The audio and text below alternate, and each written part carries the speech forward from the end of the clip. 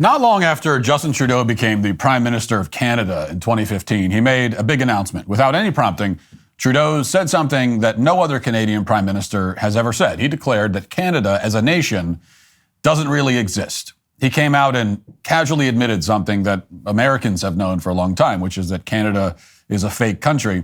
Speaking to a reporter with the New York Times, Trudeau explained that, quote, "There's no core identity, no mainstream in Canada. There are shared values. Those qualities are what make us the first post-national state," close quote. Yes, Canada is a post-national state with no core identity. That's what he said. No wonder this guy was forced to resign this week. Of course, no one paid any attention to Trudeau's comments at the time because no one ever pays any attention to what's happening in Canada. Nobody stepped up to offer Canadians a nation that they could call home. Nobody suggested that Canadians could indeed have a core identity, just like the rest of the world.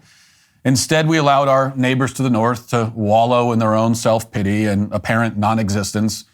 Their identity crisis festered. As a result, after a decade of self-loathing, Canada is now predictably falling apart. Justin Trudeau has resigned. Parliament has been suspended. Their whole government has basically collapsed. Canada is sputtering along, barely staying alive in the cold, like a stray cat that everyone ignores.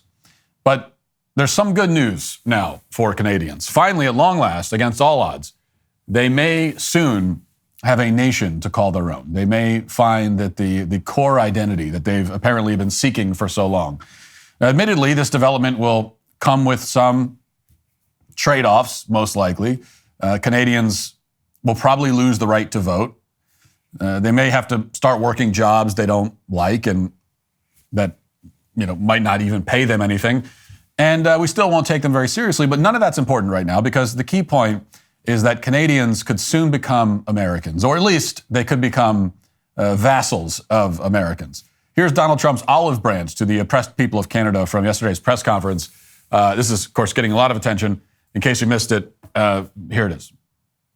If we were to work under the assumption that you're serious about making Canada the 51st state of the United States, the leader of the Conservative Party in Canada said, under no circumstance will it ever be the 51st state. Maybe he won't win, but maybe he will. I don't point, you had suggested Listen, I don't care what he says. But Sir Lopez, you said you were considering military force to acquire Panama and Greenland. Are you also considering military force to annex and acquire Canada? No. Economic force. Because Canada and the United States, that would really be something. You get rid of that artificially drawn line, and you take a look at what that looks like, and it would also be much better for national security. Don't forget, we basically protect Canada. Now, Trump went on to explain all the obvious arguments in support of annexing Canada. We provide them military support worth hundreds of millions of dollars. They reward us with an import tax on dairy products that goes as high as 270%. They're supposedly good at hockey, but they haven't won a Stanley Cup since 1993. They also don't believe in free speech to the point that they freeze the bank accounts of political dissidents. And if we were talking about a Middle Eastern country, we would have already invaded by now, or at least launched some rockets and called it a day. But as you heard, Trump doesn't plan on doing any of that with Canada. The plan right now is a humanitarian economic takeover. And that's why after the press conference, Trump posted these upbeat images of a unified North America with Canada and the United States combined. And as you can see, once you get rid of the line between Canada and the United States, the whole continent does look a lot cleaner. It just fits. It's obviously the way it was supposed to be. But pretty much every Canadian politician disagrees, apparently. And in voicing their outrage, they've only made the whole situation even more entertaining and more pathetic for Canada. Here, for example, is someone using the name Jagmeet Singh. At one point, he was supposed to be the kind of the Canadian incarnation of Barack Obama. And last night, he uploaded this video threatening the United States. Watch. Donald Trump is acting more like an internet troll than a president of the United States. I don't think that's the way you act as a president, and it's certainly not the way you interact with other countries. But as I mentioned, I've dealt with bullies throughout my life, and I know what it's like. Even if you're the smaller guy, even if you're outnumbered, you got to make it not worth the bully's while. Bullies only understand strength. They only understand strength and pain. So you have to make sure you're standing up and showing that if you want to take that decision to fight with us, to pick a fight with us, it's going to hurt you too. And so I want to issue a challenge actually on your show today. For anyone that's running for prime minister, I've committed that Canada would respond with retaliatory tariffs. If Trump imposes tariffs on Canada, we should respond with tariffs. So that was the sentiment all over Canada. Even the Conservatives were talking like this, although they were a bit less aggressive. It's all, kind of difficult to understand, frankly. They're just assuming that being conquered is automatically a bad thing. I mean, they're complaining about our plans to conquer them, and they haven't even seen the labor camps we've built for them. I mean, they're really spacious, very comfortable by labor camp standards. You'll even get one whole meal a day, except on weekdays, obviously. And yet they still whine. I mean, just ungrateful brats. And just to underscore the power dynamic here, Canada's dollar is worth about 70 cents right now. The government is issuing emergency payments to around a third of the population so people can afford groceries. But Jagmeet Singh wants us to believe that Canada has leverage over the United States. They're going to raise the import tax on milk another 100%, I guess. They're going to shut off our supply of maple syrup. They'll play hockey even worse than they already do. Now, not to be outdone, an even less popular politician in Canada, Elizabeth May of the Green Party, proposed a counteroffer to Donald Trump. She suggested that Canada should, rather than us taking Canada, that they will take California, Washington, and Oregon from the United States, which apparently is supposed to be some kind of threat. She's threatening to take our 3 worst states from us. I mean, can we throw New Jersey in there too? It doesn't really work geographically, but you see, if you want to take all the worst ones, we'll give you that plus New Jersey. Here she is. Hey, Donald, have we got a deal for you? You think we want to be the 51st state? Nah, but maybe California would like to be the 11th province. How about it? California, Oregon, Washington? You've got geography in common with us. And not only that, we've already got a carbon trading system between California and Quebec. We've got some strong alliances on our west coast from British Columbia. There's been a lot of academic papers on the idea of Cascadia. So California, Governor Newsom, and Washington State, Jay Inslee, and newly elected Governor of Oregon, Tina Kotek. How about it? Want to put a referendum to your citizens? Because this is what you deal. Have we got a deal for you? This is what you get. Free health care. Universal free health care. No more 1-year-olds who suddenly fall off the Medicaid list and their parents are in the news because they're trying to do a GoFundMe so they can get their daughter to a doctor. Universal free health care. And guess what? Those gun laws that your Congress is too afraid to pass because of the national gun lobby, we already got our strict gun laws. So the pitch to people in California, Washington, and Oregon is that if they join Canada, they can get some Canadian health care.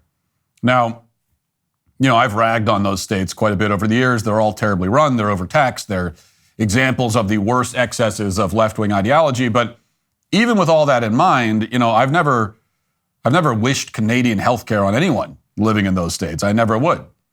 I don't want to see them put to death when they get a headache or feel a little depressed. But apparently Elizabeth May sees things differently. And she seems serious about the offer. And admittedly, a lot of people in those states may be on board with the idea. So let's compromise. How about this? Here's my counter offer. We'll send you the people in all those states, but we're going to keep the land. Because actually the land is quite nice and quite beautiful. But so we'll give you the people and we're going to keep the land. It seems that's a win-win. Being a husband, father, and host of my own show means life never slows down. Imagine trying to eat 31 fruits and vegetables every day. That sounds pretty time-consuming, but with Balance of Nature fruits and veggies, there's never been a more convenient dietary supplement to ensure that you get a wide variety of fruits and vegetables every day with 31 different whole fruits and vegetable ingredients. Balance of Nature takes fruits and vegetables, they freeze-dry them, turn them into powder, and then put them into a capsule. You take your fruit and veggie capsules every day, and then your body knows what to do with them. Go to balanceofnature.com, use promo code Walsh for 35% off your first order as a preferred customer, plus get a free bottle of fiber and spice. That's balanceofnature.com, promo code Walsh. Now, if you know anything about Elizabeth May, it's an offer that she'll probably accept because she's a raging alcoholic, apparently, who's also completely incompetent most famous in Canada for getting so intoxicated during a speech a few years ago that her own staff had to lead her off stage as she started playing music from her phone during the speech and praising war criminals. We'll just play this because this is funny. Here it is. I have a completely deranged and there is no sequitur. This is a non sequitur. Do you guys ever wake up with old theme songs from former black and white TV shows that you never thought your kids would ever see and they're running through your head? Like every now and then I wake up thinking about, Lisa, you've got to wait. Lisa, I wake up thinking about a horse is a horse, of course, of course. This morning I wake up thinking this. Why am I thinking this? Do you guys wonder? Liz, hang on. we wonder why you're thinking that too, but you know. Wait, you know what? Do you guys remember the theme song? Welcome back. Who knew Cotter was spelled K-H-A-D-R?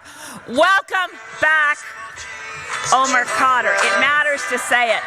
Welcome back, Omar Cotter. You're home. Doesn't it strike you as unusual? I didn't use up my time. No, you didn't. There's a lot unusual about your speech, Liz, but we're going to take off. Omar Cotter, you got more class than the whole cabinet. Thank you. That's every time I think that our government is an embarrassment, that's the one nice thing about Canada is that there are times when I look at the people running our country and I feel totally humiliated. But you can always just look over to Canada and say, well, okay, well, they're at least worse than us. Now, the person she mentioned at the end of her speech is a terrorist who pleaded guilty to murdering a U.S. soldier. And that woman went on to lead the Canadian Green Party. So that's the caliber of Canadian politicians that we're dealing with here. All we have to do is kind of get them drunk, or more accurately, wait a few minutes until they get drunk on their own, and then we can do whatever we want in these negotiations. For what it's worth, Elizabeth May wasn't the only Canadian politician to come up with a counteroffer. Ontario's Governor Doug Ford is also in the bargaining stage of grief. Watch.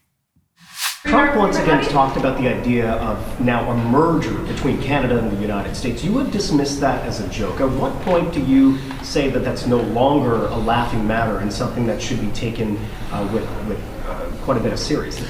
Well, I know under my watch for Ontario, it'd never be for that at all. We have the greatest country in the world. We have the greatest province anywhere. Any sub-sovereign nation is Ontario, and the rest of the provinces as well. Do you think he's joking? We would, you know something, to the president, I'll make him a counteroffer. How about if we buy Alaska, and we'll throw in Minnesota and Minneapolis at the same time? So, it's not realistic. I know he likes making these comments, and he likes joking around. I take that seriously. He may be joking, but under my watch, that will never, ever happen. I mean, if you want to try to buy them, make an offer.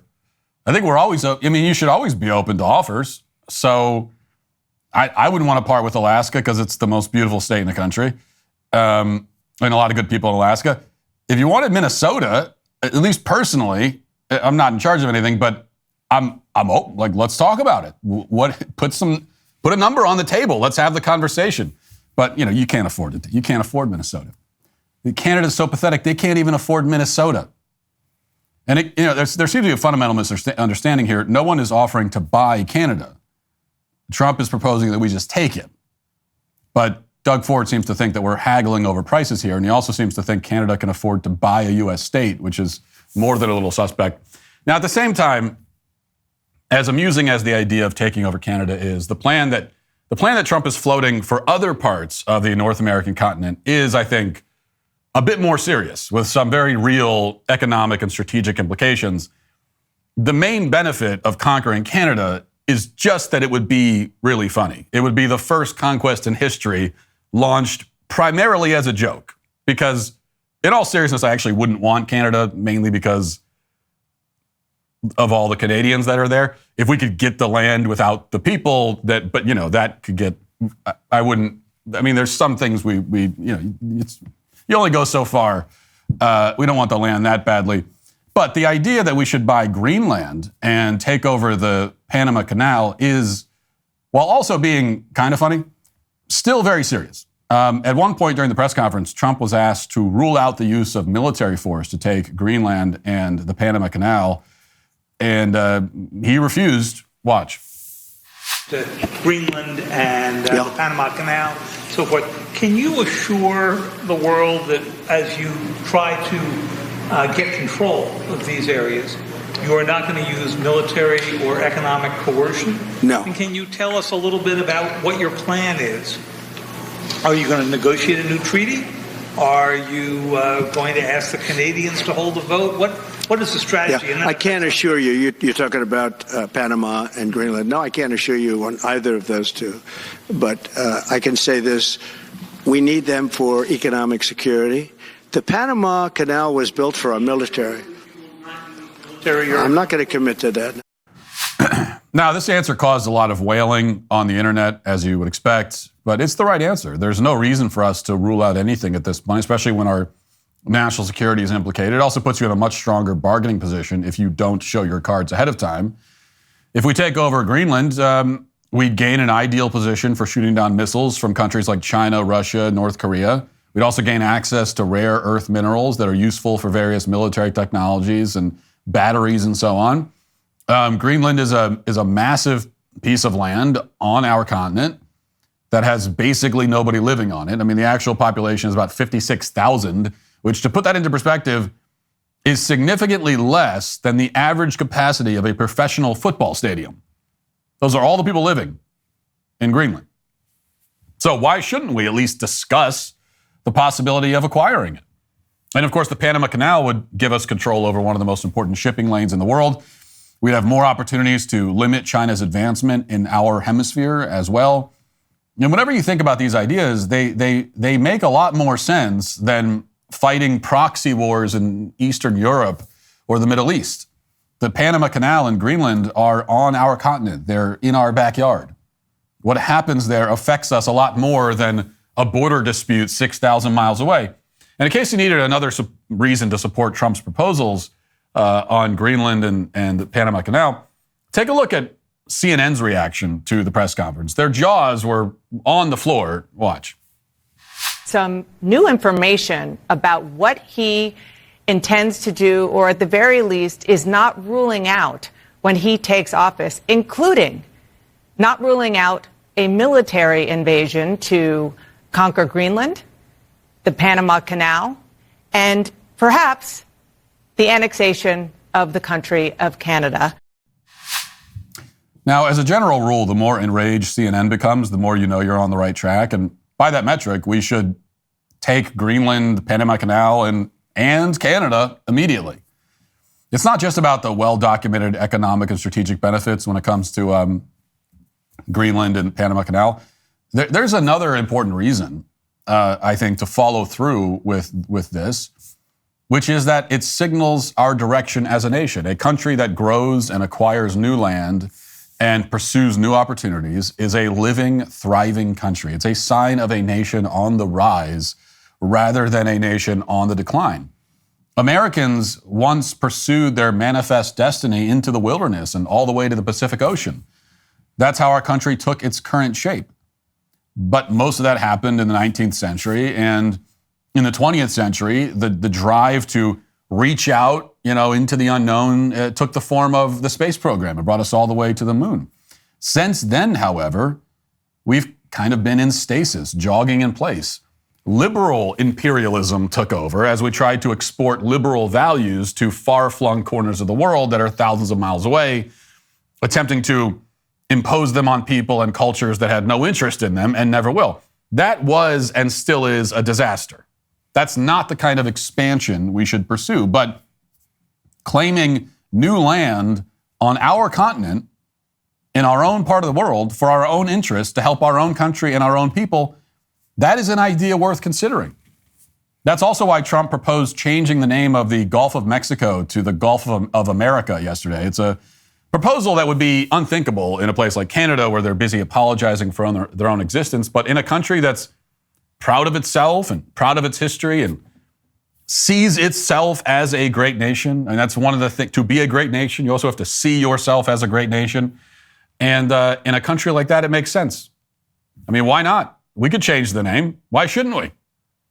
In fact, as I suggested yesterday, we should think about renaming the moon to the Moon of America. It is ours, after all. We put our flag on it. So where do we go from here? Will Greenland and the Panama Canal soon belong to us? Will Canada do the right thing and submit to rule by the United States? Will they affirm their own potential for greatness by being our serfs? Probably not, but you never know. The feeling we have now is the feeling that a great country should have. A feeling that says anything is possible. Thanks for checking out this video. If you'd like to listen to my full podcast on the go, you can check out The Matt Walsh Show on Apple Podcasts, Spotify, or wherever you get your podcasts.